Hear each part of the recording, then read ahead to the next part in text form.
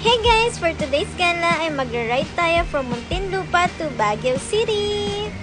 Ang gamit naming motor para sa biyaheng ito ay ang aming NMAX. Kung gusto nyo malaman kung nakailang full tank kami sa biyahe na to at ilang oras namin binyaya from Muntinlupa to Baguio City, just keep on watching! 12:51 AM nga pala kami umalis from Muntinlupa. Ang first stop nga namin ay magpa-full tank dito sa May Manila.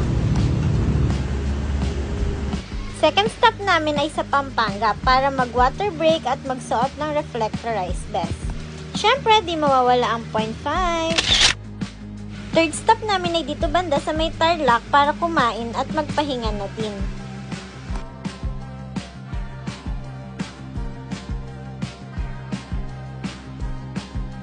(5:37 AM) ay nasa Paniki, Tarlac na kami. Fourth stop naman namin ay dito sa may Moncada, Tarlac para mag-CR break at magpa-full tank ulit. 6:51 AM nang nakarating kami dito sa Arconan, La Union.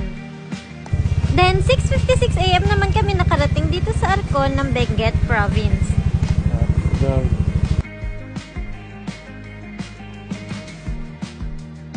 Tumambay nga muna kami dito para makapagpahinga bago sumabak sa ahunan at mga twisties.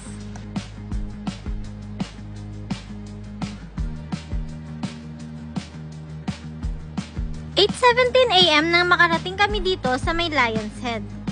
Tumigil lang kami dito saglit para makapag-picture.